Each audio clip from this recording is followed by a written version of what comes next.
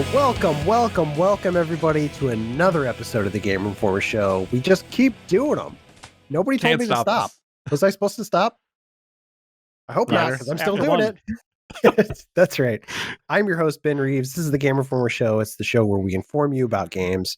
And today, the voice you've already heard, Andrew Reiner, the editor-in-chief of Game Informer itself. Shrug. Hi. Yeah. What's up? Yeah. I'm good. Yeah, Great. I'm in the middle of reviewing a game. Ooh, I can't wait to hear what it is. We'll get into that in a second. Also with us today is Alex Stadnick. Hello, friends. Good to see you. Good to be here. And Jeff Cork. Hello.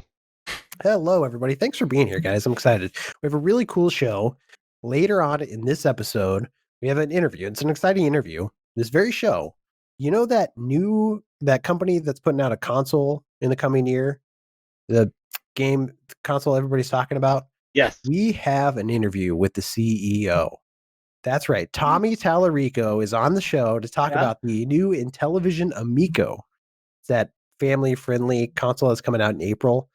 If you're not interested in that, please stick around for the interview anyway, because like Tommy is an insane person, like in a good way. I'm not trying to insult the guy. He's had like a crazy career.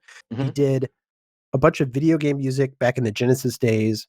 He hosted a bunch of shows. He hosted Electric Playground, if you remember that show, which I loved as a kid. He did the video games live. Like he's had like a million different careers in the video game industry, and now he's CEO of Intellivision, and he's putting out a console that, I mean, I'm kind of interested in checking it out after listening to him talk. So anyway, that's later. But for now, I want us to jump right into the playlist. This is obviously the part of the show where we talk about the games we're playing. And Reiner, you have a game that you're just itching to talk about. Oh, I can't wait. Should we jump into it? Let's get it. Let's wait. No, yeah, of course. Okay. Let's just do it. Got him. Crash Bandicoot, right? Yeah, Crash Bandicoot. It's great. Star Wars Squadrons. I'm reviewing that right now in the throes of it, putting periods on sentences, making sure they're all there. This review is coming in hot. By the time you watch this, the review will be on the site. But yeah, I've been playing it over the last, 4 or 5 days. Just got done doing some multiplayer, and I dig it. I think it's another worthy game with the the hallowed Star Wars brand on top of it here. It's something we've all wanted for a while, right? Like we've wanted another Star Wars space combat game. What's it been, decades since the 90s? We were getting the Rogue Squadron games on GameCube. It's very different in terms, like, if you like the Rogue Squadron games, you want single player, story driven stuff, going through the Death Star trench. This game does not hold up very well in terms, or the single player story content is not very good. And a lot of that has to do with, there's multiple reasons. One, the AI is laughably bad at times. So I'll be chasing a TIE and it'll like hit an asteroid and then just kind of pivot on its axis and then try to get away. But by then, obviously, I've lit it up like you wouldn't believe. And then also just, they'll be chasing me, trying to take me down, and I'll just kind of gun it to the objectives and just pew, pew, pew, pew, pew, pew. All right, that was cool. And then also the story itself, it sets up something very interesting. And I like how it bounces between you're playing as the rebels and you're also playing as the Empire. So you see it from two perspectives. And it's not like you're seeing the same moment in time. You're seeing the story advance from the different perspectives, right? The thing that's cool about it is they're setting up something. The rebels are working on something called Project Starhawk, and it's kind of a mystery. And even if you're playing on the rebel side, you don't really know what this is. So that's the MacGuffin that they kind of have you chasing through this whole thing, and that alone's kind of cool, right? It's just the way it is told is mostly through talking heads, right? Like you'll be standing in a hangar and some character, an NPC, will just be talking your ear off about something that's going on. That's kind of the excitement. Like, obviously, you see ships flying around every once in a while, but most of the story is not told in those moments. It's told in the hangar, either in a briefing screen, at the briefing table, or in the hangar with an NPC that you're chatting with. It's like, if you're playing an RPG, getting all your story from the inn. Yeah. Did they tell you what Project Starhawk is? Yes. Is it a huge spoiler? Can you just tell me what it is? Yeah, I mean, that's the whole allure. Like, if I told you that, then you'd just be like, oh, God. Because I may or may not want to play this game at all, so I just want to know the Star Wars stuff. Jeff, just take a guess. What do you think it is? It's some kind of spaceship. That's what it is. You're going to edit all this out, right? Or is it Baby Luke? Is it? They got a Baby Luke? Yoda. Yeah. It's, Oh my The same lord! species as Luke. Oh, you very wondered cool. who Baby Yoda was? Yeah, You get all that in Squadron. cool. He's 50 No, you years don't. old. Ugh. No, you do not. No, you don't thanks. get any of that. Okay. Oh well. So the reason to play this though is the multiplayer. There's 2 modes: dogfight, which I don't need to set up. You know exactly what that means. You're going for kill counts, and then fleet battles, which is kind of like a violent game of ping pong with the front moving back and forth. And when it moves to your side, like if you're on this side and it moves this way, you're on defense, like really trying to push it back so you can go on the offensive. It's done very well, and it goes back and forth, back and forth, back and forth, and you know, as you're picking away at both sides, you're like, oh, they might have the upper hand now. I thought we had this locked up after the first volley, but now they've really kind of fought back. And the dogfighting against other player-controlled ships is so well done and drawn out. Like, it's not just like pew pew pew, their ship's down, right? Yes, that could happen if their shields are already gone and they've been picked at by another player or whatever, and you're coming in to mop it up. But if it's 2 players that are at full strength, full shields, you're weaving every which way, you know, doing the barrels, all that stuff. And the controls are so precise that you'll be flying through wreckage, weaving in and out, having these elaborate chases, trying to get the upper hand on the other player, and using your abilities of your ship, which you can customize to, you know, immobilize them with a blaster. They got to like tap on their buttons to get their systems back online as the characters like rapidly, you know, trying to hit the buttons to get the ship back online, or just like you depleting their countermeasures, like, you know, having them like deplete it and staying on them so much that your next missile strike's going to hit them, right? Like, there's just a lot of strategy. The battles are drawn out, and man, it's intense. And the levels themselves, or the maps themselves, you just picture a space battle just being open, right? That's not the case. You'll be in really densely packed asteroid belts, or just these kind of weird star systems with all this weird clutter in the space that it almost plays out like the amount of stuff in space almost plays out like your typical FPS level where you have paths and stuff like that, right? Really? So That's crazy. You do have open spots where you can just have those ship battles that are free of any kind of carnage, but you can get inside and start losing them, or, you know, slowly going through here trying to find an enemy. You're always lighting up on radar. So it's not like you're going to be a stealthy ship or anything like that, but you can use these environments to play an interesting game of cat and mouse, right? Like, and I think pretty much every battle I was in was super intense. Like the either it was dogfight, we were both picking away, trying to be the top kill count, you know, trying to get to that top and be the one that wins out. Or in ship battle, or like our fleet battles, where it was the front is moving back and forth. They're all very well done, and my players in the review event were at least competent and made, you know, we had some really good battles that really came down to the last kill, or just the last volley in a ship battle. And yeah, they're awesome. One of the things I always loved about the Rogue Squadron games, just real quick, was the planet side battles where you would go to a planet and fly around on the planet. But this game, all the battles take place in space. Does it get tiring? Do you feel like you were kind of sick? No. It all felt very samey? No, there's a lot of variety in the maps. And one of them will just be a giant space station in the middle of it that you fly towards. But there's a lot of different paths into the ship, or you're kind of flying along the exterior, you know, like almost like a trench as you're battling. So they did a good job of changing things up. I agree with you, Ben. It would have been nice to maybe have one that's on a planet or something like that. But they do a nice job with what they have here, and I think it all works pretty well. The you're going to be unlocking stuff as the game goes on. You get experience points after every battle. Surprise, surprise! You know, the song and dance. You get currency. You can't buy Star Wars bucks or anything like that. Everything that there's no microtransactions whatsoever. There is no DLC planned either. So everything that's on the disc or in your download on day one is all the content there is. And sadly, there is not a lot there to unlock. There are different like X-Wing outfits. I got the orange one. You can get the green one, the blue one. It's like you kind of pick the one you really want and you get it. And in total, in the entire game, I saw like 12 things I wanted. And it doesn't take long to get those. So this is not a game you're going to be playing. The carrot is not going to be the items you're unlocking.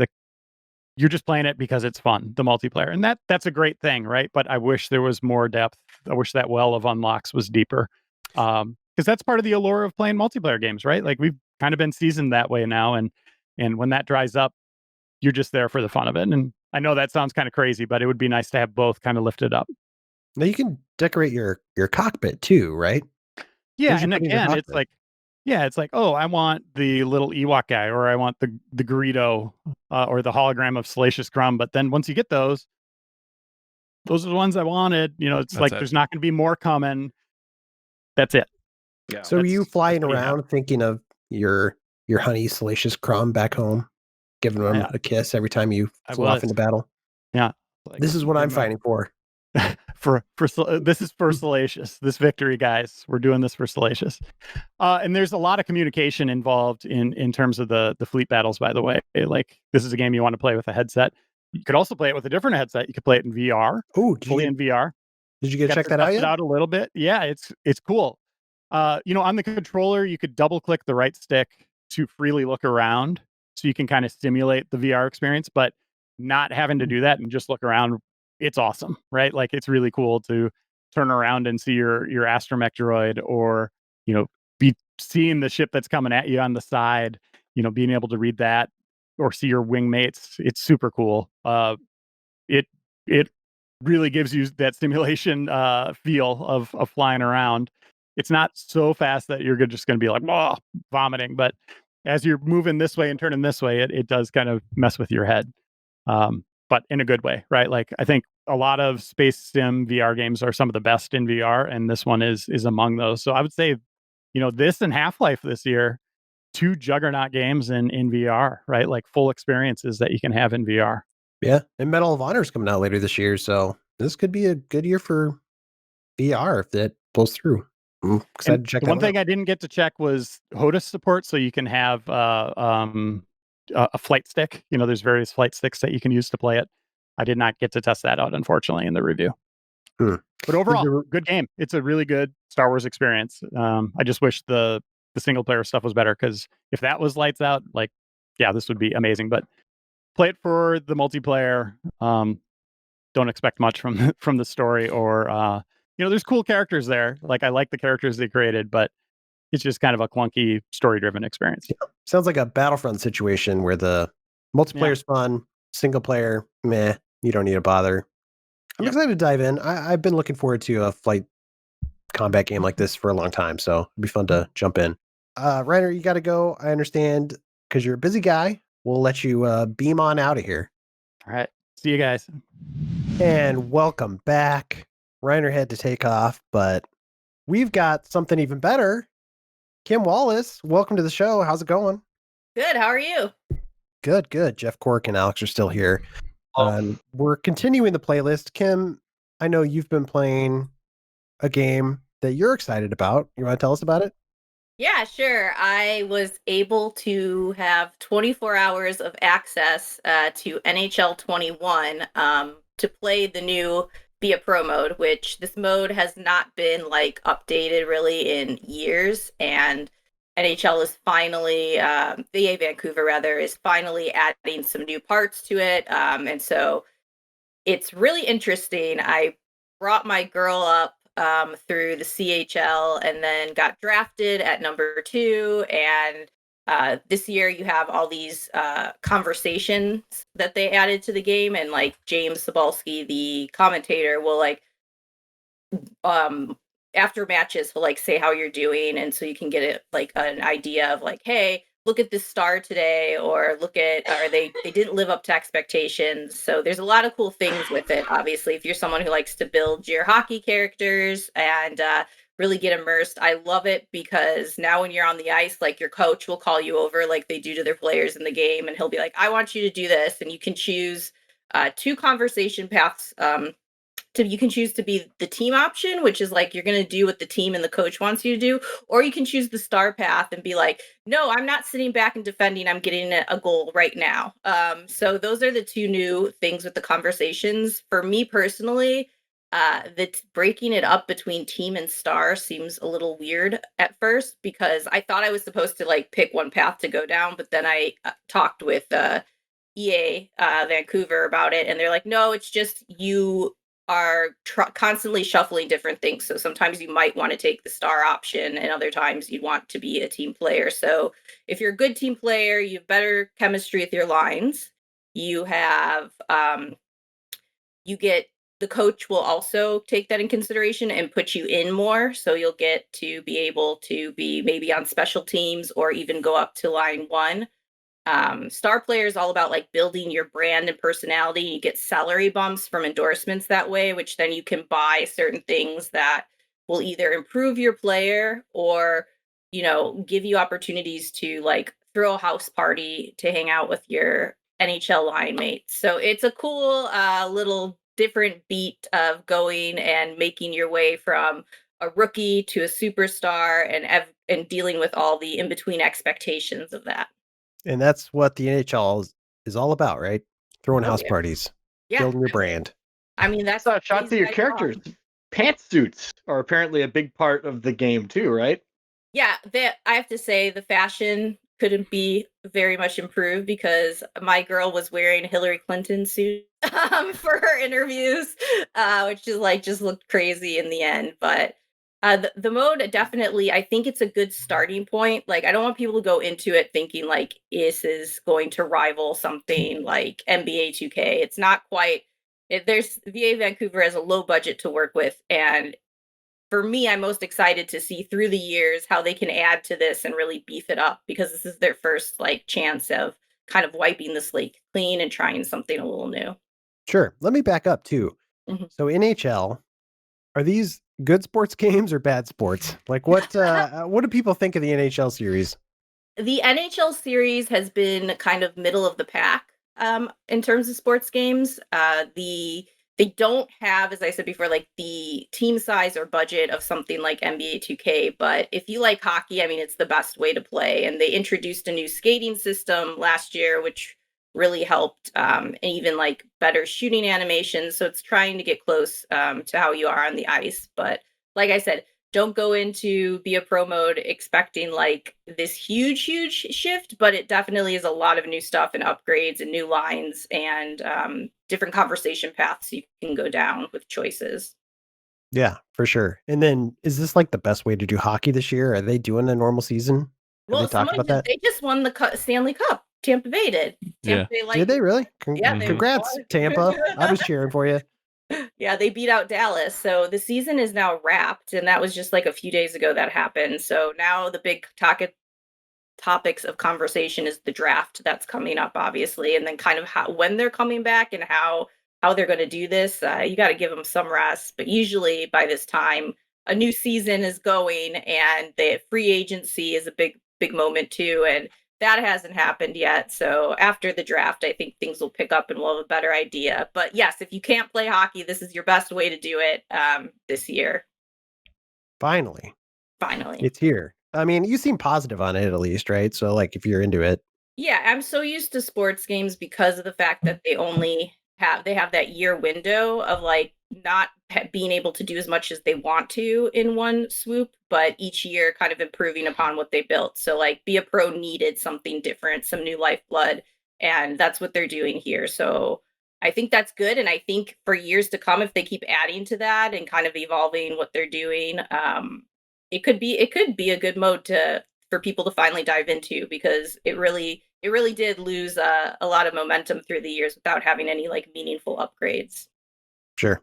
All right. Enough of me trying to muddle through hockey talk. Kim, do you have anything else you want to talk about? Did you play anything else? Okay, I'm addicted to Hades, and Yes. I've been staying up late every night because I'm like, I'm just gonna do one more run. And then you get really far, that like further than you've gotten before, and you're like, I gotta do another one. Like, I'm not even a huge like roguelike fan, and that game has just it has its grips in me, and I can't put it down. So if you guys haven't played Hades yet, play it. It's really good.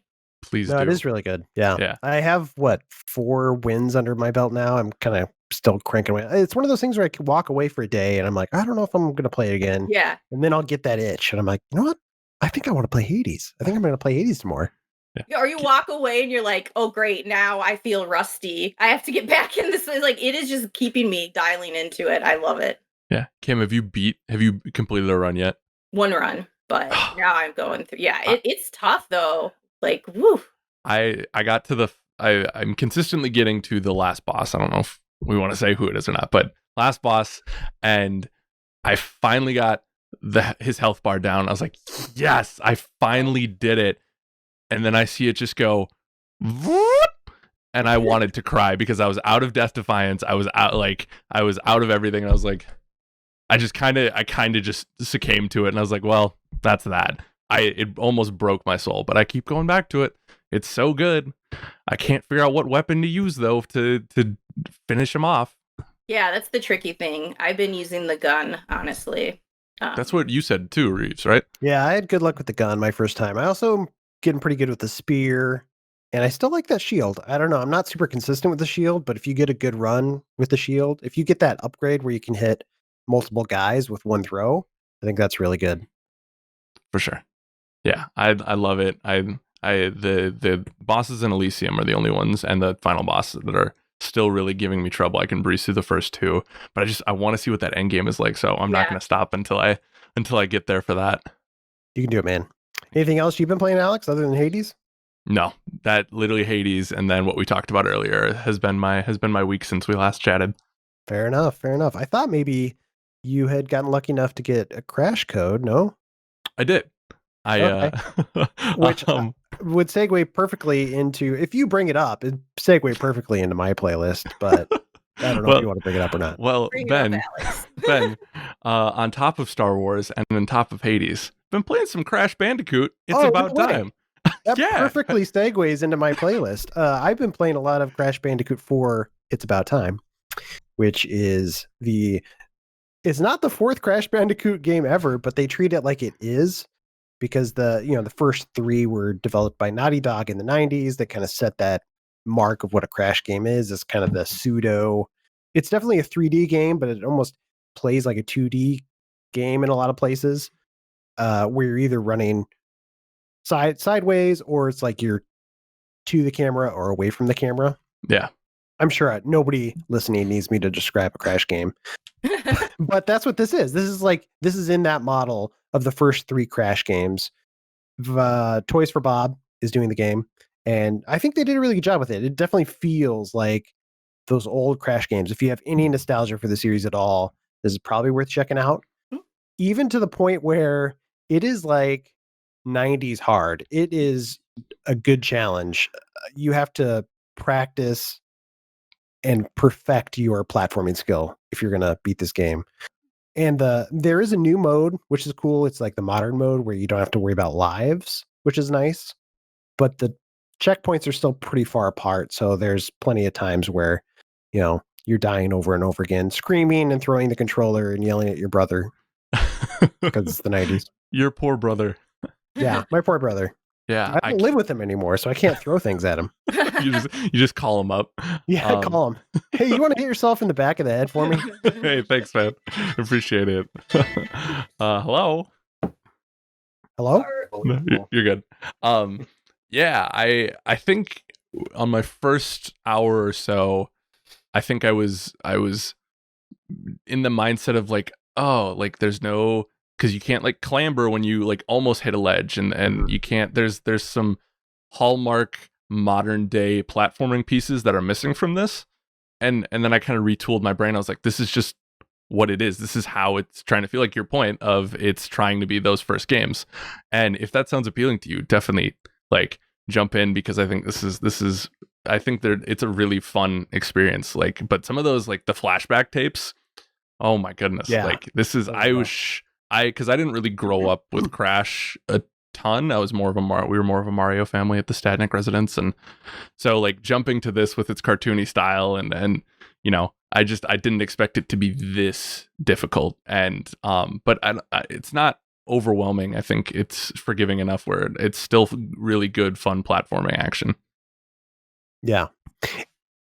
And I was kind of curious how this game would do, because those games,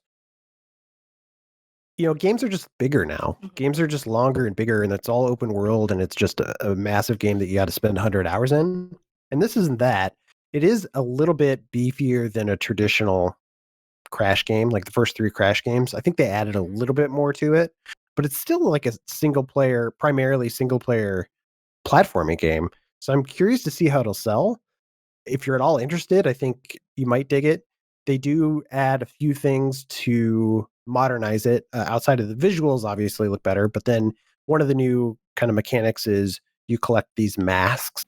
They're these like quantum masks that you collect. And so every now and then during a level, you'll like find one and they'll do cool things. Like they'll invert the gravity so you can walk around the ceiling, or you can slow down time so you can like maybe jump on, maybe like an ice bridge is falling. You slow down time long enough so you can jump on it and run across. So I really like the masks. Those add kind of a fun new mechanic to it. And then the other thing they added is these dedicated levels for other characters. So you have Crash and Coco that you can play through most of the game's levels with, but then they also added new characters like Tanya or forget Cortex is in the game. I almost blanked on his name for some reason. But yeah, so you can play as them, and they play different. So Cortex has a gun that he shoots characters with. Can't double jump, but he can turn characters into platforms that he can then jump on. So those are fun. Those like help shake up the game quite a bit too. Yeah, 100%. And it adds to that edge of your seat feeling like you're out of control but still in control platforming that I think is so good in this. So I'm excited to keep playing more. It hasn't been overly difficult to push me and go like, nah, I'm okay. So. Cork, are you a Crash Bandicoot guy? Is that your jam? Not particularly. I don't like the running toward a camera. I hate that in every game that I play because it feels like exactly the opposite of what direction I would like to run in a platforming video game. But people like it and they're having a great time. That's fantastic. There is a bit of that. Yeah. It doesn't happen a ton, but yeah, there's definitely parts where you're running towards a camera. It's the classic, Indiana Jones running from the boulder thing, right?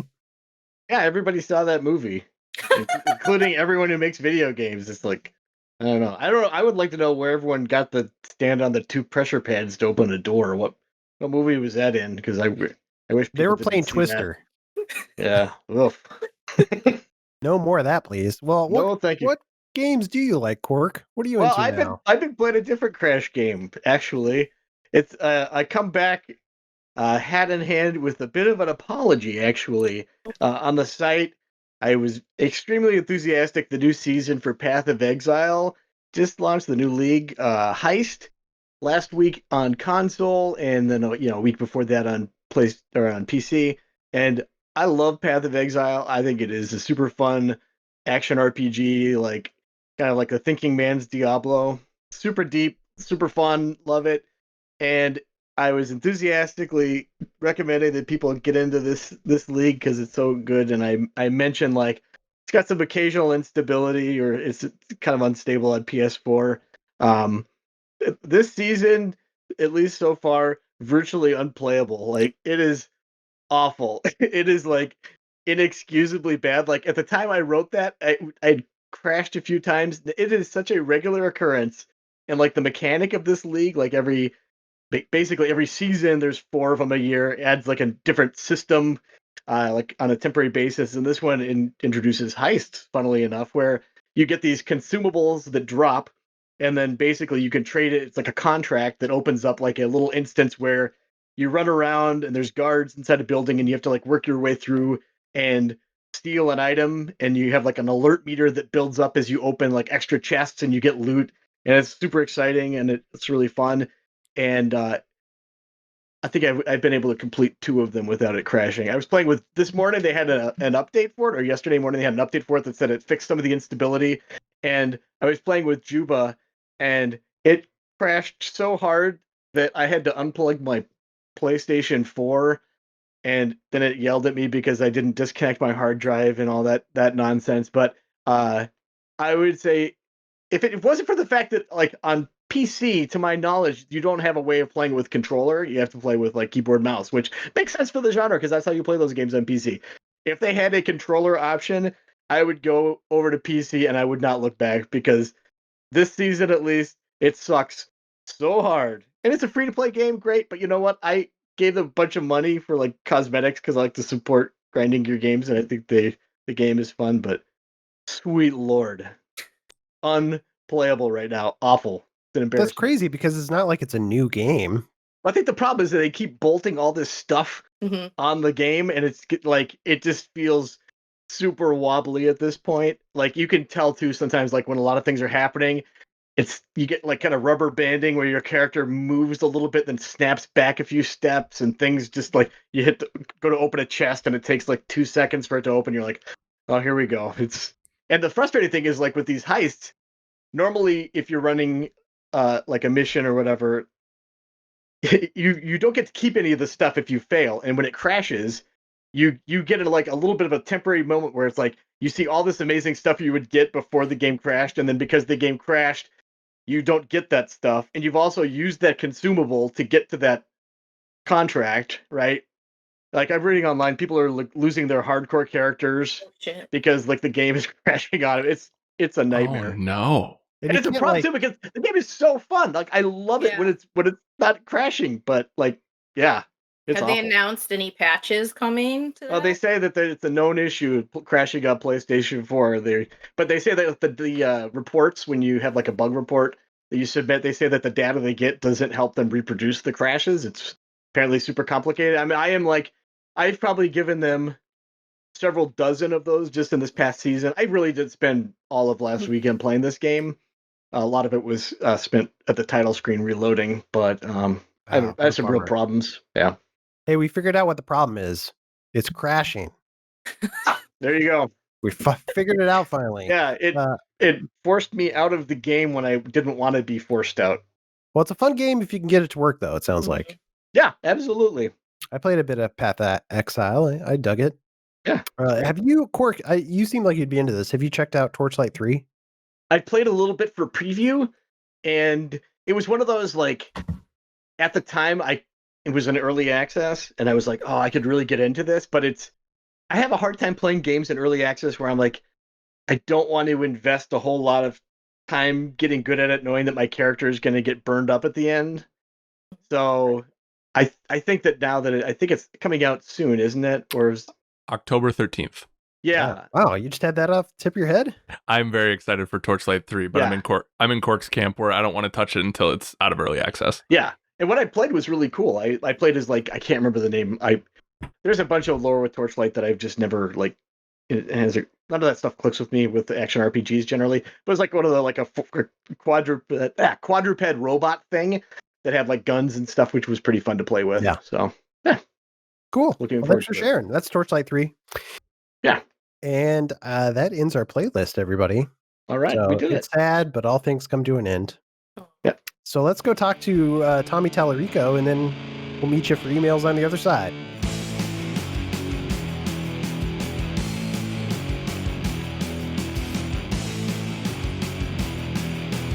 All right, welcome back to the Game Informer Show. I'm Ben Reeves. I'm joined today by a very special guest, Mr. Tommy Tallarico. How's it going, buddy? Yo, pretty good. Thanks for having me on. You are currently your president, CEO of Intellivision, right? You've got an illustrious background. Yes, I've been in the industry 32 years, but over the last 3 years, my main focus has been on reviving Intellivision and creating a brand new video game console focused towards families and people playing together, simple games. Yeah. Well, I'd love to get into all that. First, just to give people some background on like how you got into the industry and whatnot. I heard a story that you were offered a job at in the gaming industry when you were homeless under a pier in California. Is there any of that true? Absolutely 100% correct. When I grew up on the East Coast in Massachusetts, Western Mass, Springfield, Massachusetts. And And I'm the oldest son of an Italian family. All four of my grandparents came from Italy during World War I. They came over here on the boat, as they say. And so when the oldest son leaves the nest, it's kind of a big deal in the Italian families. And I left my parents crying on the doorstep, and my younger brother and sister, and I was just wanted to go to California. I wanted to be in the entertainment industry or music industry or the video game industry. I had no idea what I was going to do. Didn't have any friends out in California. Didn't have a job, no place to stay, nothing. I just got in my car and started driving by myself, a little two-seater. And I had 3 T-shirts and a pair of jeans and a credit card that I could max out at for $500, and which was mostly spent on gas. And I would get a loaf of bread and peanut butter and jelly, and that would I could live about 4 or 5 days just on that. And so, yeah, I drove all the way to California, and I didn't really know anything except Hollywood and Disneyland, right? And so I showed up in Hollywood, and this is the late '80s, early '90s era, and it doesn't look like it does on TV or in the movies. Let's just put it that way, especially at that point. And it's a lot of homeless people, and it was kind of a scary place. And the only other thing I knew was Disneyland. So I literally stopped a homeless person on the street. I asked him where Mickey Mouse lived, and he pointed me down to Orange County, California. And I drove into Orange County. It's my first day in California. And I saw the fancy beaches and the fancy cars and the pretty girls and the palm trees. And I was like, oh, okay, this is what I envision California to be like. I picked up a newspaper and I saw a job at selling keyboards at Guitar Center. And I'd been in bands my whole life, and doing music and stuff. So I knew a lot about electronic keyboards and things. I'm like, I can BS my way into that job. So I go in, ask to speak to the manager. I said, here, take this out of the newspaper. I'm here. I'm arrived. You don't have to interview anyone. You don't have to fill out any. What a waste of your time. I'm here. And he kind of like laughed and chuckled. And well, we're supposed to do all this stuff, but I like your moxie, kid. And they hired me. And he says, look, start tomorrow. So I show up. Now, remember, I said I had 3 T-shirts. One of those T-shirts was for a video game system that had not, a Japanese video game system that had not come out yet in America. You, of course, know it, TurboGrafx-16. Sure. And so, the PC Engine had come out in Japan, which is the Japanese name of the system, but it hadn't come out in America. And I say, well, how the heck did you get that shirt?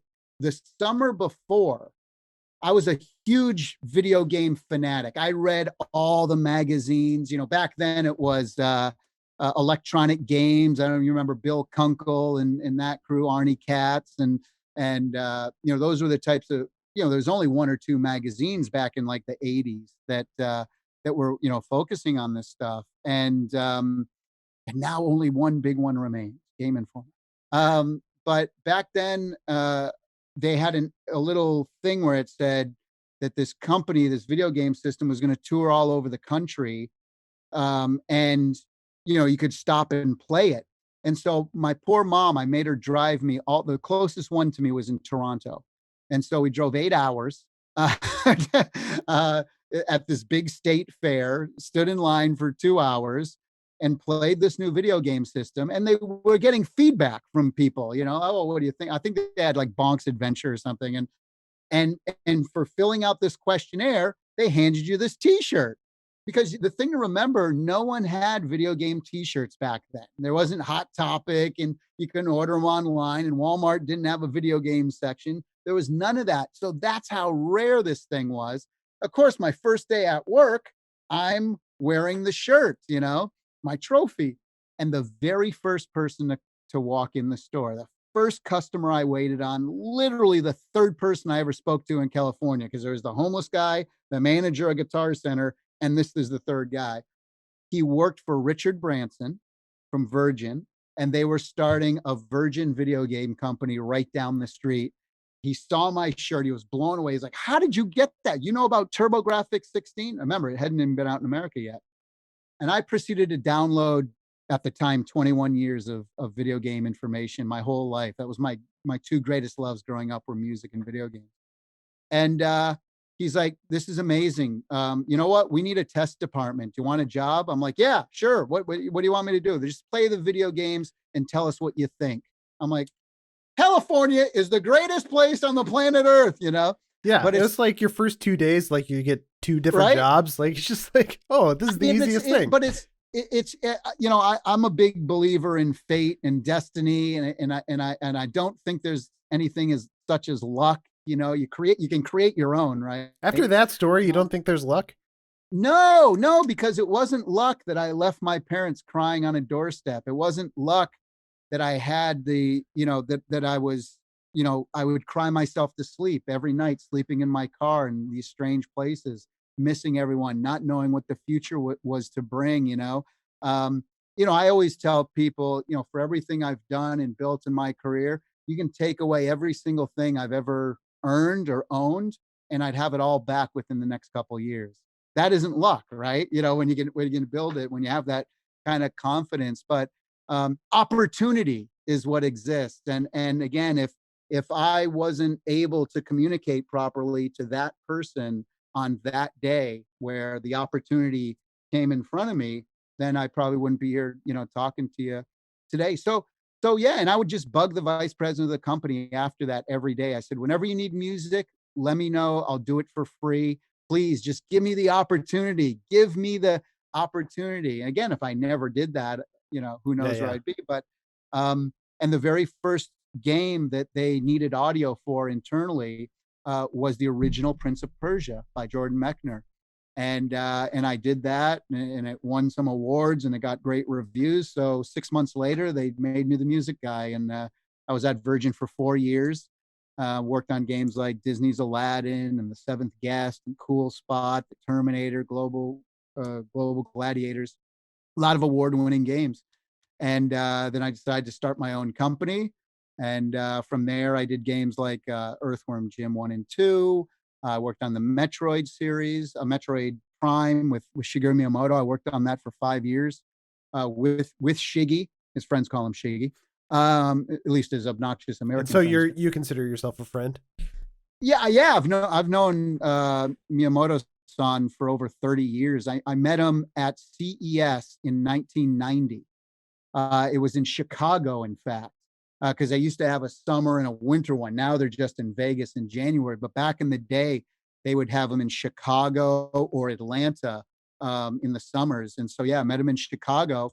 And the way I met him is I was the audio guy for Global Gladiators, and the Super Nintendo had just come out. Super Mario World was there, and of course, I knew Mario and Zelda. You know, grew up loving them like everybody. And this, you know, big procession of you know, there's probably 10 or 11 Japanese, you could tell they were Japanese businessmen. And they walked up, and because back in the early days, you have to do everything, right? So I was a game tester, I was a game designer, I did the audio, you were a producer, you helped to write the manuals. Everybody was, you know, doing something at the company. And so I was at CES demoing Global Gladiators for people who walked up, and he walked up and they were looking because they had heard about the animations of this game and the backgrounds, and it was something that was being done on the Sega Genesis that not a lot of people had seen since Sonic.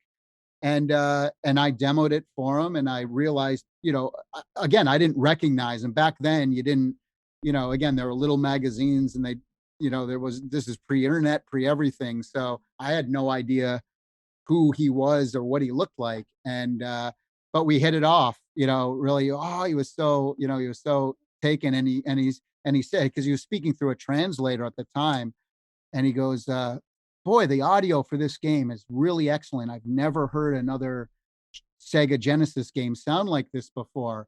And I said, oh, actually, I'm the guy who made it. What, really? And you can just see his eyes kind of, you know, light up. And we started talking about technical things about the Sega Genesis and this and that. So yeah, but he wanted to know how to destroy it from the inside. Is that it?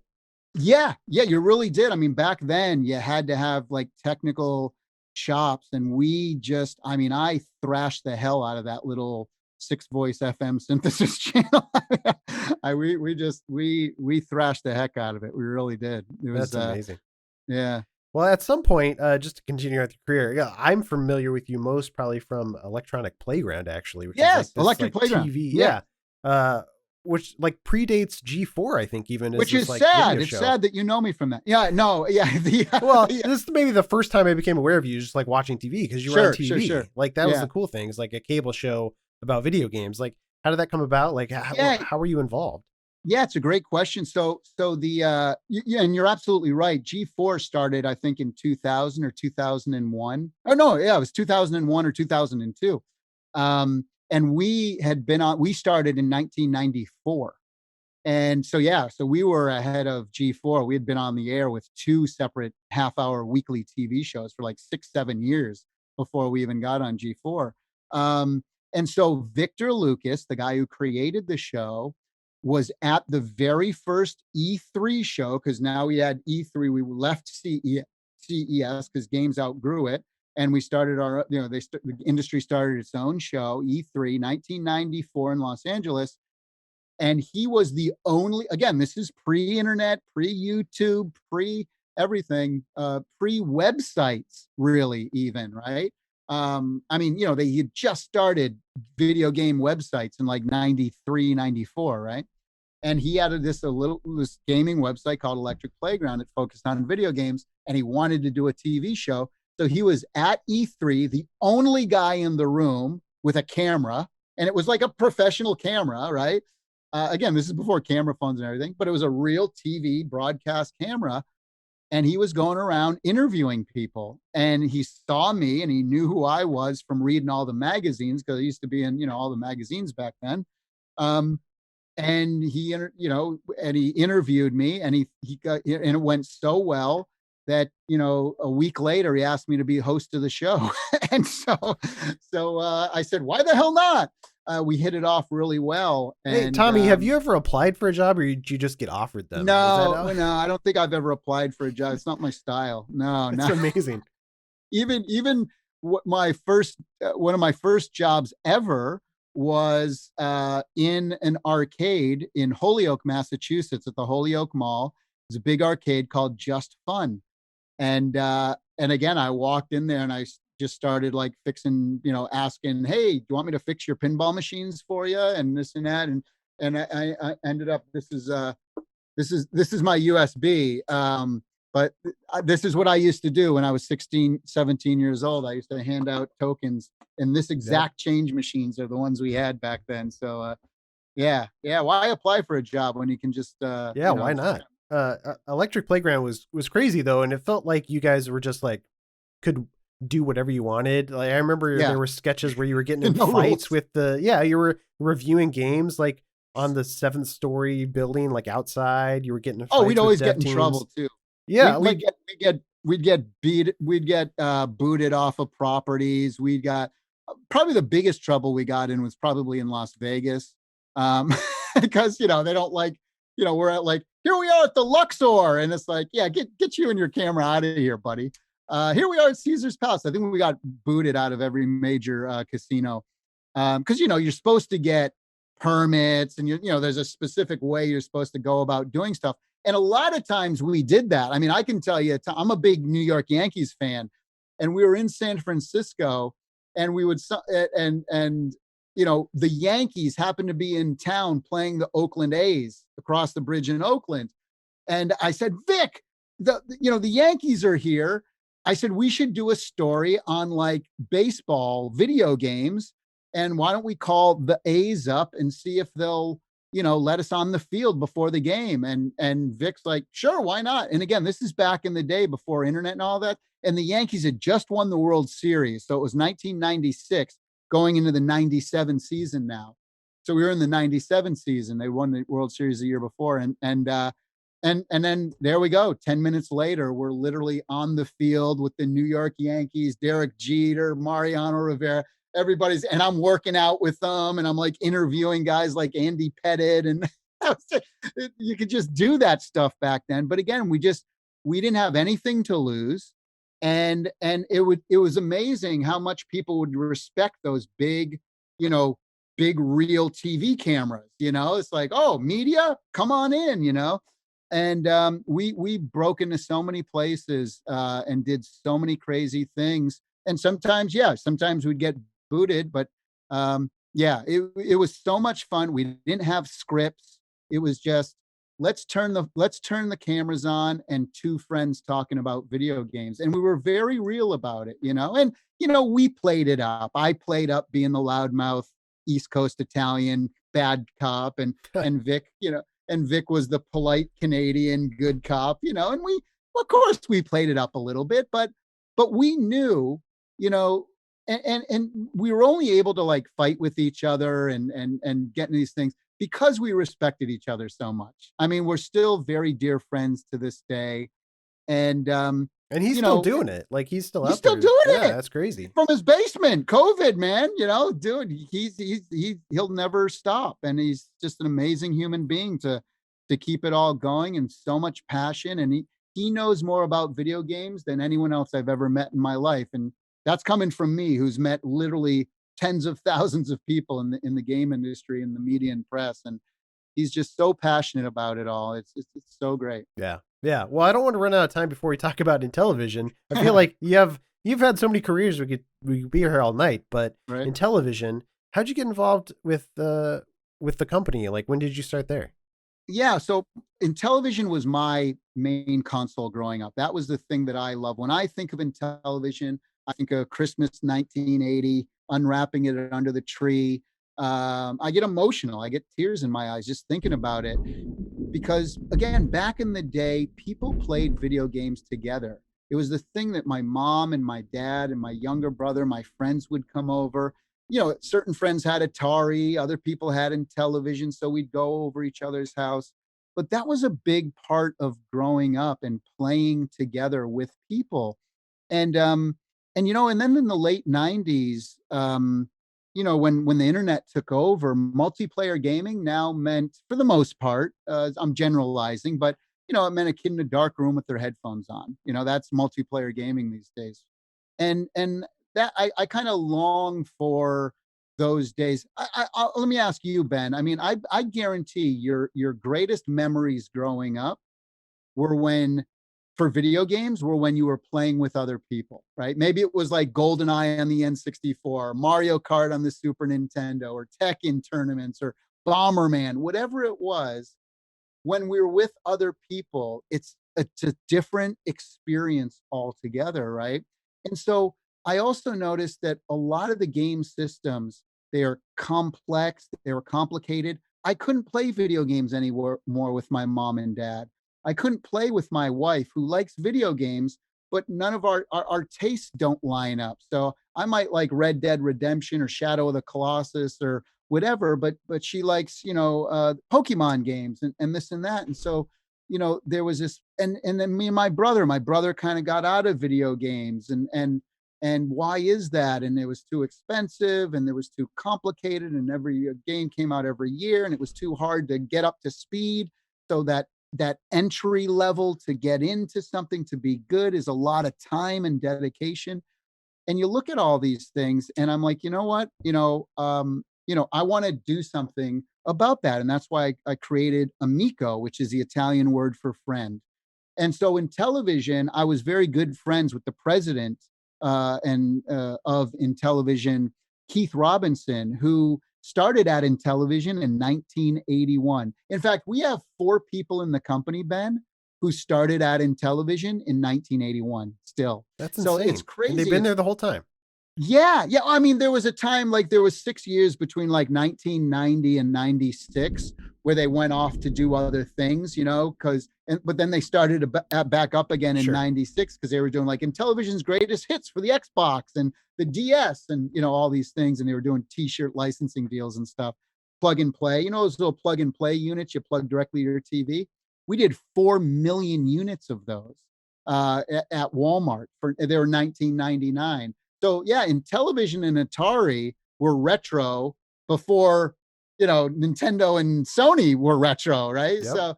So we were retro back in the early 2000s. So, and I was good friends with Keith, and we had always talked about, Keith wanted me to come into the company and help out as an advisor or an investor or something. And then he suddenly passed away, unfortunately, 3 years ago. And I asked the other partners, I'm getting blurry. Okay. And then I asked the other partners, I said, what are you going to do with the company now? What's going to happen? And they're like, we don't know. We want to keep the legacy alive. But I says, well, look, come over my house. I want to pitch you an idea. I was talking to Keith about it, and let's discuss. And they had him come over, and I told him what I envisioned: simple, affordable, family entertainment video game console. Those 4 words spell out safe. I wanted no in-app purchases, no microtransactions, no in-app advertising, no loot boxes. All the games are $9.99 or less. I want simple, easy, fun 2D games. Every single game has couch co-op as well as a single player mode. All games playing together. You remember the Wii. It's 15 years ago that came out now, right? It's going on 15 years. My mom bought a Wii. It was a great thing. All she wanted to do is go bowling, right? And that was it. Simple. It wasn't about the graphics, wasn't about the cloud, it wasn't about 4K or teraflops or anything else. And the reality is there's 200 million hardcore gamers in the world. If you add up PlayStation, Microsoft, Nintendo, and hardcore PC, about 200 million people who consider themselves hardcore gamers. Yet 3 billion people play this every day. And when you look at the reason why do 3 billion people play that, and why aren't they playing consoles? And when you look at the data and the research, it's all of the things that we're doing with Amico is the reason they're not playing the other consoles. So I don't consider ourselves in competition with Sony, Microsoft, or Nintendo. I really don't. They're doing something else entirely. We're staying in our own lane. We want to just create simple games that anyone can play no matter what your skill level. Now, do I think hardcore gamers are going to like the system and get the thing? For sure. But it's not going to be their first system. They're not going to buy an Amico instead of a PlayStation 5 or a Series X. But they'll get it as a second or third machine that they can bring out when their non-gaming friends come over, and that's, we're really targeted to families. Sorry, it's you're so animated that the camera's blurry. I know, the Italian with his hands talking and it doesn't know where to focus. Me either, by the way. No, well, I'd love just to switch track real quick, or not even switch track, but I'd love you to talk about those games that you mentioned, games a couple times. What are some of the exciting games?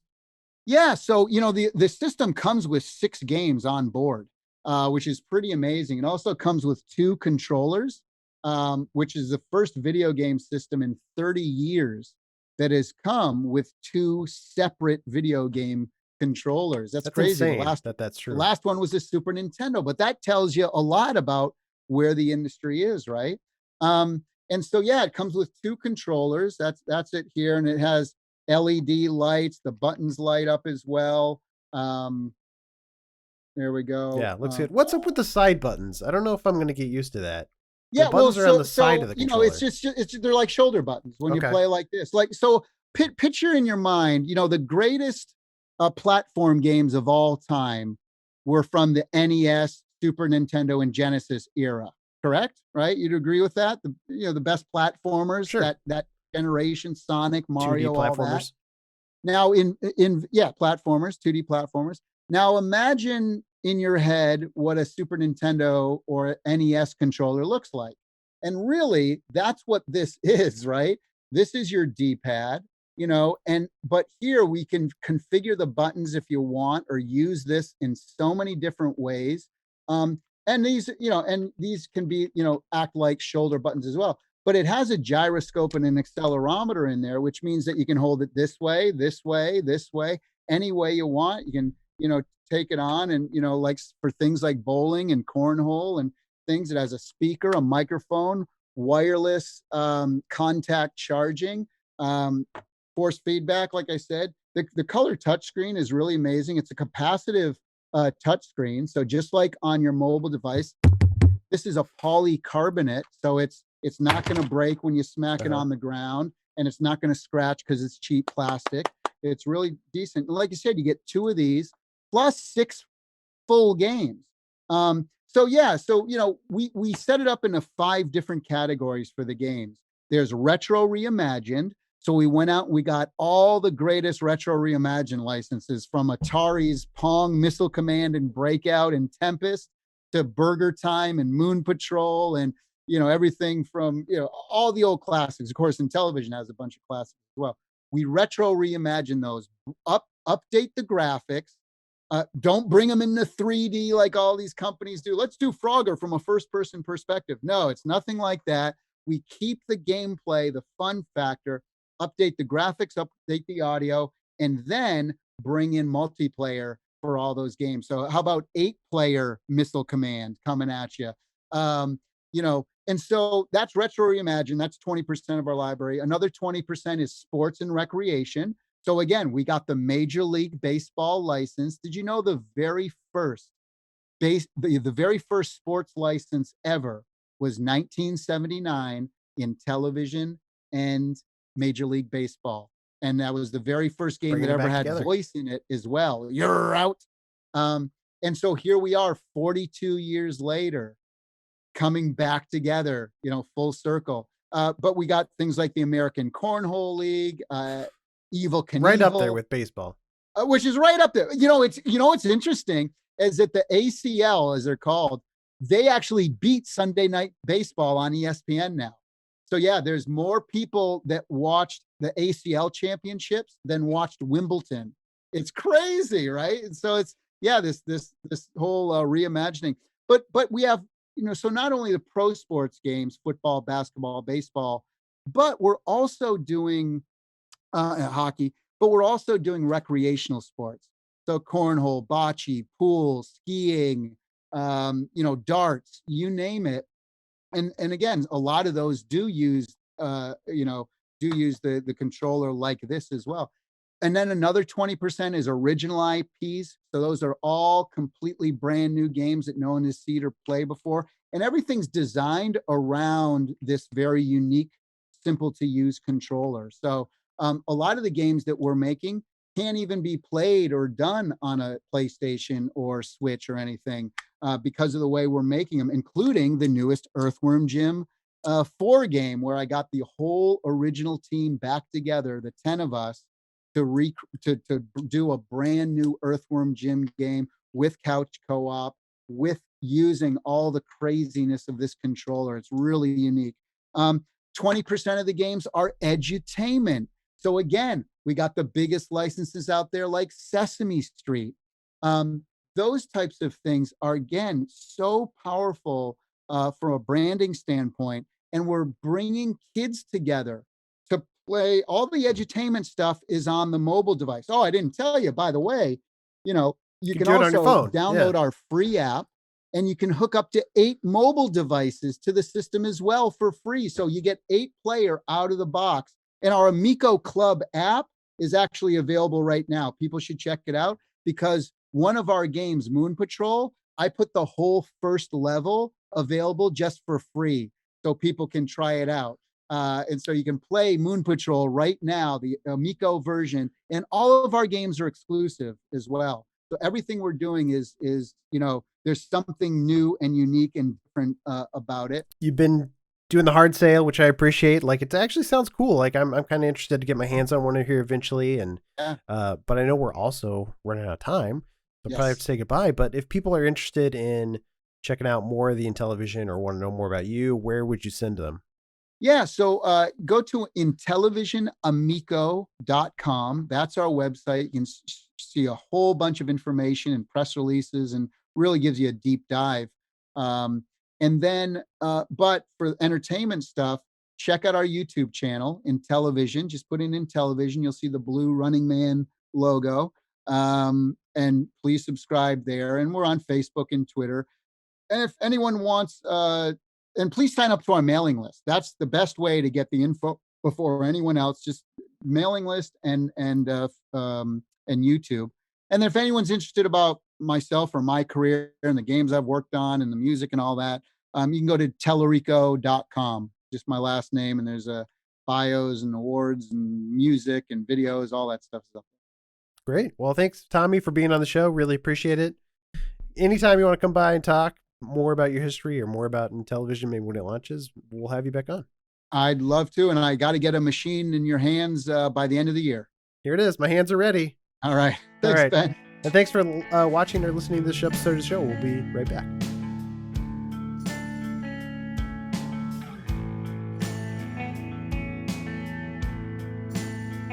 And welcome back to the Game Informer Show. We've reached the part of the episode where we do community emails.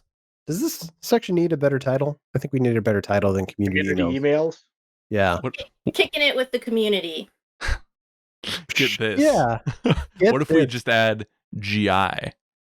GI community emails. GI community emails. That's right. Because these are emails that people send in to podcast@gameinformer.com. And they send us feedback. They send us letters. They send us praise. They tell us how wrong we are, which we got a lot last week. Hey Alex, did you know that some goon on the podcast last week said that Bethesda's Starfield was going to be a PlayStation exclusive? Last week? Yeah. No. Probably when they announced it, right? Maybe everybody who wrote in was just confused.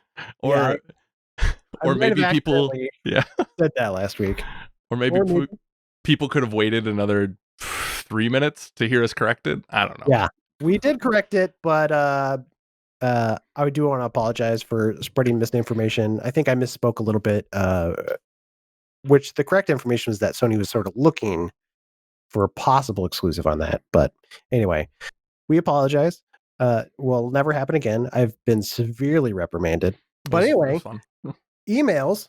This is your opportunity. I actually do want to get feedback. So if you guys want to send in feedback about how the show's going or what you'd like to see in the show, I would love to hear that. Specifically, I'd love to know about interviews, like how you would like interviews to be presented on the show, whether or not you like interviews, whether or not you like interviews. Is this going well? Do we need a break, Ben? Do you want to send in feedback about how well this section is going? I would love to hear it. But no, I genuinely want your feedback on interviews. Like, do you like the interviews? Would you prefer interviews to be at the end of the show? I've heard a couple of people say, hey, don't put them in the middle of the show. We don't like that. Let me know what you think. And your feedback matters to us. So thanks for writing in. With all that said, and let me tell you, that was a lot that I didn't need to say. Here's our community email section for the podcast. First email. A section that needs no introduction. Exactly. Please don't introduce this, for the love of God. First email. Yours truly, Dan Phantom. He writes in, he says, Dear Ben and the crew, I saw my question answered about replaying games multiple times on the GI show last week. Do you guys remember this? I don't know who was there for that. Alex, you remember the guy wrote in and he said he played The Darkness 2 a ton, like 40 times. And I'm like, mind-boggling. That's insane. Why are you playing Darkness 2 over 40 times? There's other video games. Yeah, exactly. Anyway, he wrote in, he said, the best way I can elaborate on why I played The Darkness 2 over 40 times is that really it just made me feel powerful. I had to upgrade. I loved the upgrades and I fell in love with Jackie's story and I just couldn't stop playing it. If you think that's crazy, I have almost 600 hours in Persona 4 Golden on the Vita. All right, Dan. All right. I get that. Yeah. Being a little defensive here, but okay. Anyway, that's the reason. I don't know what we're expecting, but it's good to hear. He liked it, ultimately. Yeah, it turns out he liked the game and he wanted to keep playing it. There you go. I like it. Nothing wrong with that. Nothing wrong with that.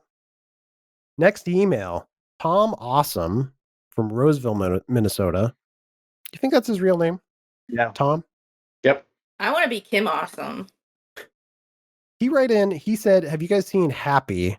It's a show that I'm not familiar with. He says that Nick Sachs looks a lot like Dan Tack, and he put a picture in there. I can kind of see it, honestly. And who's to say it's not the same person? He's like a classic leading man. Is that what you're saying? He's a classic leading man with a goatee. Yep. Anyway, his question is from Tom Awesome. He says, what's the latest streaming show that you guys have fallen in love with? Do you guys have any streaming shows that you love? Let's clarify. Does that just mean something that is available through streaming or something that is available exclusively through streaming? Tell me about That's it. all he says. What do you guys like to watch? I don't know. I watch everything through streaming these days, so Yeah. they're all the same It's to me. true. Yeah. The last show that I watched, and I binged through a show that I don't think I've ever heard anyone talk about, and it is absolutely one of my all-time favorites after completing it, is Halt and Catch Fire. It was on AMC. Phenomenal show. Great drama, a lot of computer nerdy type stuff, very character-driven, and it's kind of like, I've heard it described as like an extended meditation on grappling with failure, and which is absolutely perfect. It's a wonderful show. So highly recommended. Love it. I love love that it. show, actually. I watched like the first 3 seasons. I think there's 4 now, right? Yeah, watch it. They're There's all 4 on Netflix. Yeah. 4 seasons, great. Yeah. Oh, it ends beautifully. It's just a wonderful, wonderful show. It's a great Yeah. show too, because it's set, at least the first few seasons are like set in the 80s, and then they Mhm. kind of transition through time, and then they're in the early 90s for the later seasons, and it's all Mhm. about just history of computing, and then it Mhm. starts to transition into the web, like the early days of the Yeah. web. Yeah, so it was really interesting, even from like a historical perspective, as somebody Mhm. who was alive during that time, but wasn't super aware of what was happening. Mhm. Which I'm not super aware of what's happening now, so Right. that doesn't matter. Yeah. But yeah, it's just this cool, really cool time capsule of the 80s and 90s. So totally Yeah. worth it. Good. I'm also watching Lovecraft Country, which I'm kind of like, it's a lot of highs and a lot of lows. It's like it seems like it's kind of like an anthology show. Like every episode veers wildly in terms of like tone and structure, and the parts that are great are just incredible. Like the most recent 2 episodes, I think, are just phenomenal. But the lulls are, boy, I'm looking at my phone a lot here. But I don't know. It's all right. And also watching Raised by Wolves on HBO Max, which is one of the weirdest things I've seen. Like, it's one of those shows where you're just like, I don't know. Like Ridley Scott directed a few episodes, but I can't see them going any further. I can't see anyone like HBO Max financing this anymore because it is so strange, and I love it for that reason. But I would imagine it's not anything I could genuinely recommend to people, just because I would be embarrassed if they did not like it. I would imagine for a lot of people, they would not like it. Very strange. Is it because it's so like gross or out there? Is it like Prometheus level type of stuff? No, Like, it's just like the characters are androids. Like most of the leads are the 2 leads are like androids, and they just act. They're very weird, and the universe that it's set in is like in a far future where there was like a war on Earth that the atheists and people who believed in like religious people got into a big war and the Earth blew up, and there's like 1.5 factions are trying to colonize a planet, and it's okay. my words cannot do justice how strange it is. Like the pacing of it is just like I don't know. It's something else. And you're Piqued like my the interest. only person watching shows right now, right, Quark? I'm Like, literally Kim, the only Alex, person. you don't Nope, watch you're anything. done. I've watched all the shows for you, so you don't have to. Thank you, Quark. I didn't want to have Welcome. to do it Yeah. personally. Yeah. I actually have been watching. There's a new season of this is great video game content, but like there's a new season of The Good Place. Great show. It's on Netflix. Finally, totally watch it. Like new, like it debuted on Netflix, or like the final. No, it's season? just like the final season's Oh, finally okay. up there. So if you've seen it before, you're like, this is Okay. old news, but for me, I haven't seen it yet. Everything's spoil new it. the first time. That's right. There you go. All right, next email. Devin from Texas, he writes in. He says, longtime listener, occasional contributor, but I haven't gotten anything read on the air yet. Hopefully this makes the cut. We're out of And time. Fingers you know what? crossed. It's your lucky day. you know what? As I'm like looking this over, I don't think it's worth reading actually. Oh Yeah. no. Yeah. Yeah, Sorry, no, my dude. sorry, Devin. I think I'm going to skip that, but thanks anyway. All right. Next email. Jared Barzy from Internet Town. Is he a previous intern, Quark? I feel like I know that. Yeah, maybe. I certainly the Jared part. The last name I can't remember. Yeah. Yeah, well, who cares? He says, what's up, GI crew? He says, with the major launch coming from both PlayStation and Xbox in just a few weeks, I wanted to ask you, what is your most memorable console launch experience? Mine was my junior year of high school, going straight from school to my local Walmart to wait in line for the Xbox 360. I was the 31st person in line at this particular Walmart, and they had just 32 consoles available, so I was able to secure my 360. He says he was in line roughly like 9 or 10 hours, which is crazy.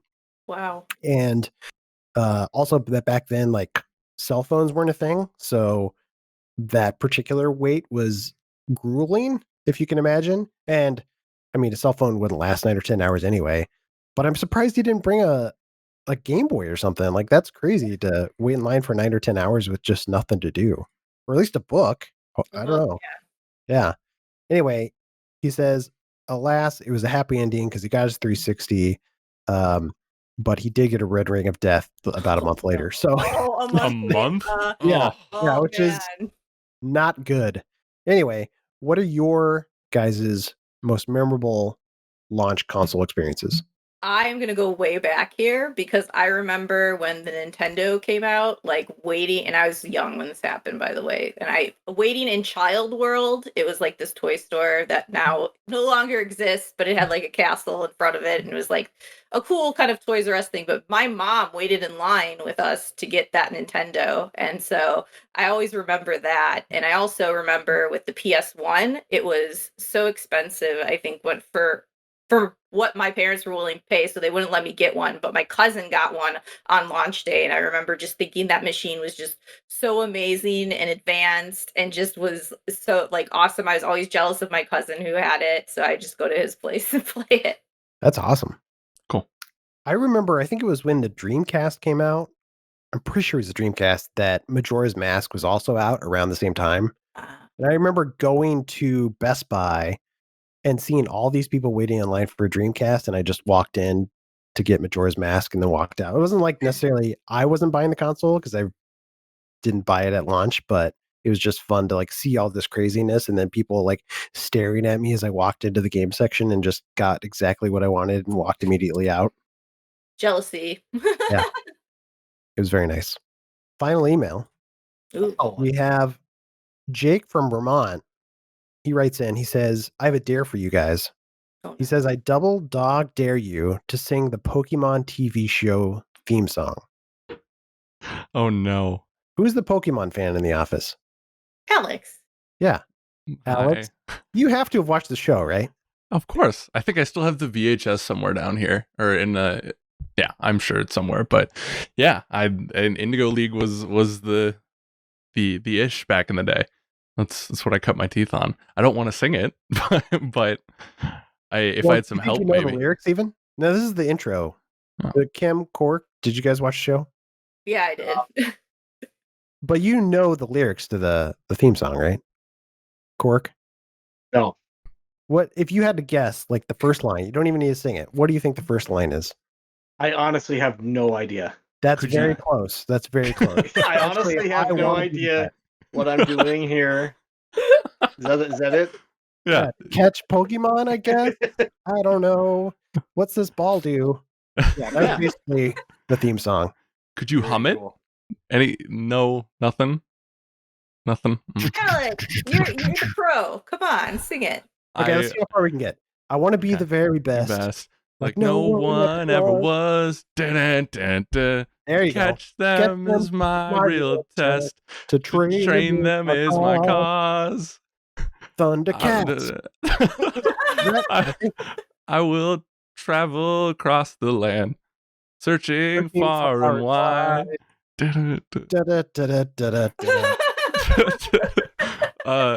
Pokemon, gotta catch them all. That's so true. You teach me and I'll teach you. You sing it now. Pokemon.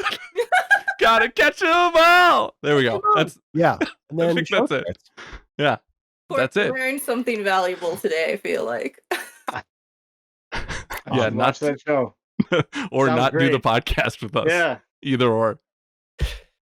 Cool. Well, that There you go. wraps up emails, and we had limited emails actually this week because we wanted to make room for character rankings. It's time for Game Informer's meaningless character rankings. So many characters, find out where they go on Game Informer's arbitrary ranking show. It's science. That's right. This is the section of the show where we rank characters. These are lists that you send us, podcast@gameinformer.com. We take your list of 3 characters and then we add them to our master list of video game characters that is ever growing and will eventually feature every character from every video game ever made. Yep. Everyone. And that's all you need to know, right? So you've pasted it in our Discord. Yeah, you guys can check out the list. I linked it to you there. And I actually have a couple of lists here. I don't know if we'll get through them all or not, but I want to give you guys the option to pick what we do anyway. So we have our first list is a list of Blizzard characters. So if you're interested in that. Our second list is a list of characters that are aiming for the bottom of the list. They're sort of bottom feeders. They're aiming for the bottom? Yeah. They're terrible characters that they want to displace, because at the bottom of the list, to set that up, is Ashley Graham from Resident Evil 4. I actually had to double check her last name because I can't remember it. So Ashley Graham from Resident Evil 4 is currently our lowest ranked character. Highest ranked character is Ellie from the Last of Us series, who's been on there since the start. I mean, I think it's possible she could get displaced, but we just haven't gotten a character. Ashley's worse than Funky Kong? Do you remember Resident Evil 4? Yeah, she's totally fine. She gets out of the way when you use your gun. All you dorks are mad because when you look up her skirt when she's on a ladder, she yells at you. Yeah, that's totally why I thought she should go there. I actually don't even remember that. Oh, really? You don't remember doing that for hours? You weirdos. I don't. Cool. Unbelievable. All right, so final list. So those 2 list options. Final list is just kind of a list of random fun characters. What do you guys want to tackle? I think random fun characters sounds like fun. Is that just because you can't remember the other 2 lists? The other one was Blizzard, and then the other one after that was terrible characters, the bottom feeders, worst of the worst. Gunning for the back end. Hey. Is that right? Yeah, and you remembered. Good job, Cork. You proved I'm me invested in this list. That's right. I love this So list. should we do fun characters then? Yeah. Yes. I always like fun. Okay. We all love fun. So the first character, first list comes from Zangmaster. Remember that? He says he's from God's country. I don't know what that means. He says, this is a great show. I'm loving the energy of the new segments. And he wanted to throw his 2 cents in about the character debate. And so here's some great characters to consider. The first character, I believe, actually might already be on our list. He wrote in Solid Snake, which currently Solid Snake is at number 8 on our list, right between Chun-Li and Gladys from the Portal series. What a fun character. Yeah, Solid Snake. What a fun character. He's so Fun great. character. I actually love him. Yeah, he's fun.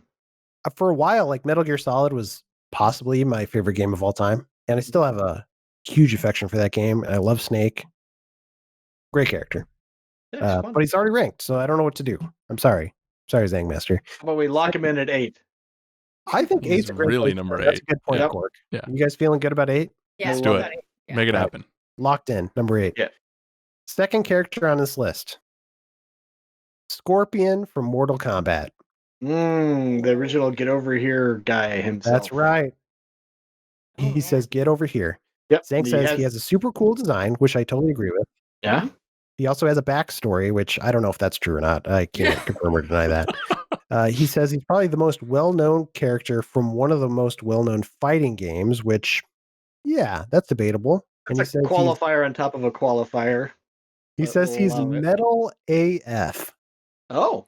Oh, I mean, he does rip off his mask, and then he's a skull face that he can blow flame. Fiery Right? skull face, yeah. So that's pretty cool. Yeah. That's The pretty original Ghost Rider. Is he fun though? Are either of these characters fun? Like, This person is straight up psychopath. Is that what's going on here? if you play as him, it's fun. that's true. Yeah. Yeah, I had fun. What are you complaining about? Oh, where to put? Oh my gosh, yeah. So the Hard to question play. is, like, I think there might be multiple scorpions in the lore. I don't know how much we want to worry about that. I personally am not super worried about it. I think we can just rank Scorpion as if, he's the Scorpion. The Right. Scorpion from Mortal Kombat. Because there's multiple Pikachus, though. I'm just looking at our list, right? Correct. You got a good point. Yeah. Thank you. For complicating this even more. Yeah, I'm into it. Scorpion. You guys got any love for Scorpion? Yeah, he's a cool character. Cool character, cool design. Cool character. Yellow, shoots fire. He throws Original Ghost spear, Rider. Yeah. Which Yeah. when I was a kid, I loved Sub-Zero more because he has like the ice powers felt more tangible. And in my mind, all Scorpion did was like throw a rope at you. I was like, that's not as cool. But as I've gotten older, I'm like, actually, like blows fire out of his face. And the rope thing, isn't that part of his body or something? Or is that just in the movie? Rope thing is part of his body. You're thinking of Hellraiser Mm, or Spawn. that's right. Yeah, we should drink Spawn instead. No, in the movie, it comes out of his like palm. It's Yeah, like you're right. crazy. You're right. Yeah, it's a weird like CG effect, if I remember correctly. Yeah, it's like a snake. You could pull your own face off and you'll have a skull underneath it, Reeves. Just like Scorpion himself. I'm pretty metal. There's a little bit of You Scorpion are inside metal all of AF. us. Yeah. Yeah, exactly. So I'm just looking at comparable characters. Chun-Li is, I think, our highest ranked fighting game character right she now. should be. And I agree. I think Scorpion's maybe below Chun-Li. But above Solid Snake? I was going to say, I think it goes in the 20s somewhere. I would go probably lower. I'd probably go lower than Gladys. Yeah. I could maybe Lower see than Mega around- Man? Mega Man's pretty great. Yeah, He's I'm Metal looking Man at AF. it. Yeah. I mean, I don't know. I'd put him above Solaire of Astoria, that Dark Souls character, the Praise the Sun guy. Oh, yeah. No sun for you. I mean, whatever. Don't tell Dan Tack. Yeah. I'm looking, I guess Alex Vance is on here. Probably, I'd go below Alex Vance, above Chuck Green. All right, there you go. That feels he's right. The new 17. Yeah. That feels right. Yep. Anybody else going to complain? No, I love it. I think that's good. Yeah. Get over All Did that. a real good job. Are you a Mortal Kombat fan, Alex? I know it by name, and the 3 times I've played it over the 12 games. I understand the iconic characters and I understand the draw of them, but that is one where I just always got my butt kicked, and I like something a little bit more fast paced, that like Marvel vs. Capcom or Smash. So. Sure, fair enough. All right, final character on Zhang's list. He says, "Get this, guys. He's a mighty pirate. Guybrush Threepwood. Oh, yeah, he's great. That's a good one. He's fun, right? Yeah, he's very fun. He's from the Monkey Island series. He is funny. Right. Zhang says he's the star of the Monkey Island series. He uses humor and his razor-sharp wit to defeat enemies. He can hold his breath for 10 minutes underwater, which that's cool. That's talent. And he's so cool, he was in Uncharted 4. Did you guys know this? I missed this, apparently. I think I But missed this. There's the sequence where they're investigating ancient pirates, right? And there's a scene with like the paintings of the pirates, and you can go investigate them. And I guess one of them is Guybrush, apparently, according to the Zang Master. I don't know. Cannot confirm or deny, but he put a picture in there, and it looks like him. Because it's him. I'll take it for it. I'll take it for his word. Nice. So Yeah, I like Guybrush Threepwood from Uncharted yeah. 4. Yeah. What do you guys think? Uncharted 4, yeah. This is tough. It's tough. I like Guybrush. I was sort of Guybrush?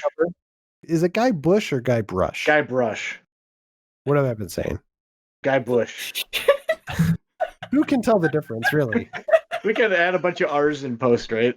Guybrush. Yeah. Guybrush is pretty cool. I'm a newcomer to the Monkey Island series in that I played it like, I don't know, 5 or 6 years ago for the first time. But I was surprisingly charmed by it. I played the remake. It's fucking yeah, it's so good. That's a really fun remake too. That was like, at the time it was really cool because you could push the sticks in and switch between the remastered visuals and the originals like instantly, which was like on the 360 was pretty slick. I wish more remasters would do that. That's another topic, but I love that and Halo in that. Yeah, Wonder Boy 3 does that too. And you can switch between visuals and the audio independently. So you can have like the classic chiptune. That's stuff. cool. It's That's very cool. All right. He is a bit of a dork, though, right? I think No. No? not a bad thing. I'm not saying it's bad to be a dork. He's better than Eddie Riggs, right? That's clearly. Who's another dork? Is that what you're saying? Well, I'm just thinking of like Tim Schafer type characters. Oh, sure. Yeah, I can see that. So we're going above Eddie Riggs, who is currently number 27. It'd be tough to beat, yeah, but I think so. Do you like him better or worse than Corvo? Better. Yeah, I don't think Corvo's a character, is he? He's just hands that you see that do cool things. Yeah, that's good. I would put him above Toe Jackson, actually, at number 23. Yep. I don't know if you'd put him above Fox, though. Or would you? Man, it's tough. Maybe we're getting close. What do you guys think? Definitely not over Mega Man, I feel like. No, I agree. Yeah. Mega Man, I think, is a nice flag, kind of in the middle distance. Mm-hmm. So above or below Flox McCloud? Right below it. Yeah. That feels right. That feels good. That feels really good, right. yeah. Yeah. Toad just keeps dropping. Mr. Jackson. Yeah. Poor Toad. He's used Poor to Toad. Yeah. it. Gaibo 3P Wood Gaibo 3P Wood. comes in at number 22. There you go. Love it. Yay! We did it. There you go. Guys, what a Yep. fun little list. Yeah. You guys want to try to tackle one more? Yeah. Sure, I let's think do we can it. do it. I'm Well, into it now. Let's do you guys it. want the bottom feeders or the Blizzard characters? Bottom Bottom feeders. feeders. Bottom Oh, feeders. Mark, so- Let's do it. Let's Get the get worst of the worst out of here. They're going to say things that are like near and dear to us. It's a really mean Yeah, trick. right. Here we First go. character on the list, Mario. No, I'm kidding. It's like, oh, finally. Yeah. Finally. Okay, so What a this bottom first feeder. one, Mhm. I played this game and I do not remember this character. So it's, and just as a heads up, this list comes from Luca from St. Paul. So thank you, Luca, for sending it in. He says the first character on his list, Kai Ling from Mass Effect 3. You guys remember this guy? He's the space ninja whose presence in the cutscenes causes every other character to forget how to fight. According to Luca. I don't remember that character. I very vaguely remember. Looking at a picture of him, I Yeah. do now, but nothing. Like, I don't remember Let's being see actively here. annoyed by him. I'm going to look it up. It's funny because I definitely played Mass Effect 3, but this Yeah. character, I'm looking him up and like he kind of looks like a bad like Nightwing or something, A but little bit, yeah. I don't even remember that character at all. Did I somehow play the game and not pick him up? He seems very like visually memorable. Huh. Yeah, I don't remember him at all. He's think horrible because he has anti-alien attitudes. Oh, Boo. classic Ashley type. interesting. Mm. They were Maybe like, how can we make Ashley worse? Yes. Yeah. Or try to make Ashley look better That's by what his little comparison. bio Yeah. says when I look him up. That he Yeah. does not. Huh. I don't know. If nobody can remember him, I don't think we can rank him. What do you guys think? Or because we can't remember him in a very memorable game, is that reason to put him very low on this list? But also, does the science allow us to do that? Maybe. These are the Does questions. that qualify like little annex for some characters that just don't even belong on the list? Should we DQ him? That seems good. The Yeah. dishonorable mentions. Dairy Queen. He's Dairy Queen. He's Dairy Queen. Sorry. A fate worse than the bottom of the Get list. into the I knew we'd have brazier. it. Yeah. I think he's actually worse than Ashley in the sense that he's DQ. Yeah. Yeah, absolutely. So 33. Like if we don't remember them, Put a blizzard it on him, Dairy baby. Queen. He's toast. get out of here. Yeah, put him on ice. Blizzard, that is. What's the best Blizzard, by the way? Peanut butter. Chocolate, right? Well, yeah, I'm going to say Reese's. I don't know. Anything Oreo is usually top tier, I feel like. Can we just start ranking blizzards now? I think we Skittles. agree. Yeah. Yeah. Reese's. Definitely Did the you, best say, one. did you say Skittles? Yeah, break all your teeth. Yeah, I was going to say. Sneaky Yeah. trick. My brother used to always buy the nerd Blizzards, which Wow. I feel like, yeah, those get really hard. And Yeah. I'm not into that No. hard, crunchy stuff in my ice cream. Uh-uh. Nope. No, thank you. No, That thank you. DQ'd on my DQ. All right. Next up All right. is Next up, another bottom shooter. You guys ready for this? Bottom Says Shooter. this is Okay. a character that says he's trying so hard to be funny and he never is and he never shuts Hey. up. Hey, Jeff Cork. rude. It's very rude. How dare you? Character is drumroll Claptrap from the Borderlands series. Oh, absolutely agree. I like Juba really hates Claptrap. Does he? Who? That doesn't. Oh, really? Joe Juba hates him. Okay, we need to put him high on the list then to annoy Joe. That would be pretty good. We should put him. Can we put him above Aaron? Above GLaDOS? Yeah. Can we tell Joe that we put him above Aaron or Oren, however you pronounce it? Oh my god, he'll have a hissy fit. I love it. Yeah, there you go. He's the new 18. Is that fair to do, though? Absolutely. This is our list, baby. Tarnish the integrity of the list. You guys need. It makes it better. Well, here's the thing. I don't totally hate Claptrap. At least I didn't hate him in the first game. I think in the second game, they definitely started to lean into that. What made him become annoying? I think he had there was like that mission where you do his birthday party. Yeah. Which I thought was kind of funny at the time. Yeah. Yeah. But they kept leaning hard into that in the third game. I agree. He was fairly annoying. That's like by design. He's meant to be an annoying character. So it's like just, mission accomplished. But it also didn't have it didn't hit, the humor didn't hit as much as it did in the first and part of the second game. I agree with Ben. I mean, I don't want to put him above Mega Man or Guybrush. Oh, that's a great point. 26 he is. There you go. I was Right going to say above Corvo, since we established he's just hands. Yeah, let's do that. I put him above Corvo, yeah. Yeah. Okay. Above Corvo. Yeah. I can't say anybody's name right. Right below Deacon St. John. Yep. Claptrap from the Borderlands series. He's got kind of a cool design, though. Like, I'll give him that. Like, he's got he looks a great. cool look. He's got that gizmo duck thing going on with the single wheel. I'm for that. GI community, though, tweet at Joe and tell him we ranked him above Aaron. Yeah. Everybody, for all intents and purposes, just pretend it's above Oren, which he's number 19. We could re-rank Oren. If you want us to re-rank Oren, send us in an email. Yeah. And we'll do it. And we'll put him below Claptrap. Mm-hmm. Great. Final character on Luca's list. You guys ready for this? Yes. Says, needs no explanation. Tingle from The Legend of Zelda. Which this feels rude to call. Yeah. I mean, I'm not a huge Tingle fan, but like he's not like bottom of the list character, right? I don't think so. He's no Funky Kong. You said funky, right? Yeah. Funky Kong. I'm not the only one mispronouncing names, but we're all doing it. It's all good. Yeah. Oh, this is tough. Again. Anybody have any love for Tingle? No. Totally fine. He's just a guy in the game either. Yeah. Yeah. He's fine. He's amusing. He's kind of that absurd, amusing character, right? And he looks kind of dorky, but intentionally, again, kind of that intentionality thing. So I think he's doing his job. He's just like a green palette swap Scorpion / Sub-Zero, if you think about it, right? You know what? His head, if you take that skin off, it's a skull. Like that's pretty metal. Exactly. And he's got strings, but they have balloons at the end, not spears to yank enemies closer. Well, how do you think he speared those balloons? Spears. How do you think they got him to stick? It's smart, yeah. Yeah. Little tiny spears. So that's pretty cool, man. Yeah. He sells maps. He sells maps. He's useful. Mm-hmm. He's worth a laugh, right?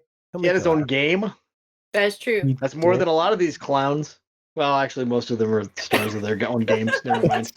Yeah, take that back. Yeah. Tom Johnson's just selling his hot dogs all sad right now. Exactly. Where's my game?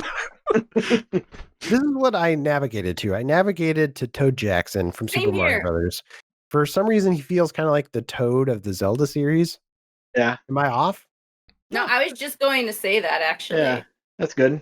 Around there. I like that. Yeah. But I feel like I'd put him below Toad. So maybe one spot below Toad. Yeah, I'm with that. Yeah. Let's do it. He'd be the new number 25. Yeah. There you go.